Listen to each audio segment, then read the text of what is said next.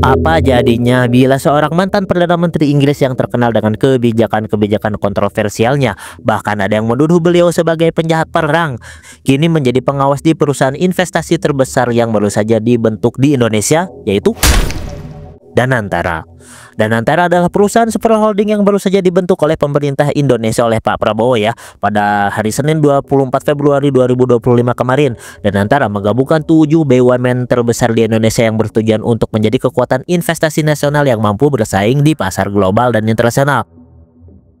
Gabungan aset kekayaan 7 perusahaan tersebut digunakan dalam kegiatan perekonomian, mau investasi, ngerjain proyek produksi barang jasa dan lain-lain, yang keuntungannya akan disetor ke negara buat berbagai program juga. Dan antara dengan aset yang kira-kira sekitar 14.720 triliun dipergunakan untuk investasi mirip dengan Temasek Singapura yang punya banyak saham di berbagai perusahaan top dunia. Dividennya atau untung dari investasinya digunain untuk bangun negara. Masalahnya kalau salah tata kelola bisa bangkrut tuh 7 BUMN vital Indonesia ya, dan negara bisa terancam kolaps juga ya. Miat-lamit lah udah dalik ya. Persis apa yang terjadi dengan perusahaan investasi Malaysia One MBD yang mengelola dana pensiun rakyatnya, tetapi karena salah tata kelola dan sekorupsi, dananya gak jadi untung menguap entah kemana, dipakai gak karu-karuan dan menjadi salah satu kasus korupsi terburuk dan terparah di sejarah Malaysia. Apakah di Indonesia ada yang seperti itu atau mirip-mirip? Tolong ceritakan di kolom komentar, oke? Dengan peran yang begitu vital, Danantara akan berpengaruh besar pada ekonomi, keuangan negara, serta investasi dalam negeri dan luar negeri. Lalu, apa kaitannya dengan Tony Blair yang menjadi salah satu penasihat Danantara? Kita harus mengenal siapa Tony Blair sebenarnya. Tony Blair menjabat sebagai Perdana Menteri Inggris dari tahun 1997 hingga tahun 2007. Selama beliau menjabat, ia dikenal sebagai politisi yang pro-Amerika, pro-Barat, dan mendukung kebijakan globalisasi serta intervensi militer.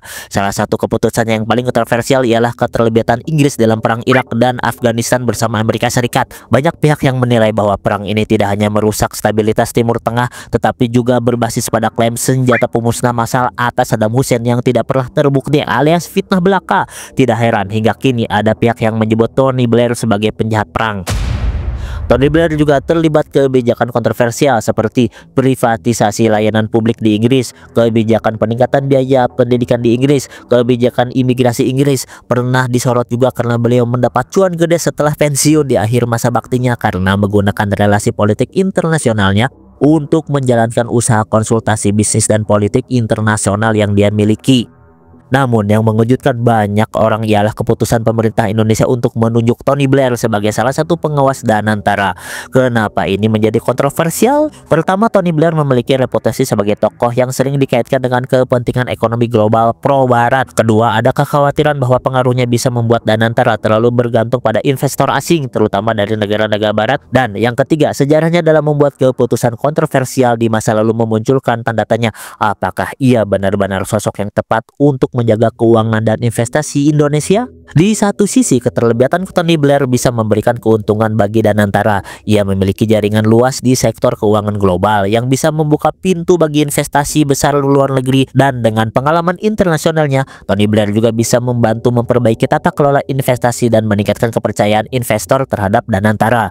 Namun ada juga risiko besar jika Danantara terlalu dikendalikan oleh kepentingan asing. Indonesia bisa kehilangan kendali atas aset-aset strategisnya BUMN tadi ya. Selain itu, kita juga harus mempertimbangkan apakah Tony Blair benar-benar menjalankan tugasnya untuk kepentingan Indonesia atau hanya simbol tanpa pengaruh nyata dalam pengambilan keputusan. Jadi, bagaimana menurut kawan-kawan sekalian? Apakah Tony Blair adalah salah satu pilihan yang tepat untuk mengawasi Danantara? Apakah keputusan ini akan membawa Indonesia ke masa depan yang lebih cerah atau justru menjadi langkah yang sangat-sangat beresiko? Tulis pendapatnya di kolom komentar. Oke, ya segitu dulu konten. Oke, segitu dulu kontennya. Jangan lupa untuk like, share, dan subscribe ya. Stay tune terus di Mantan Wibu.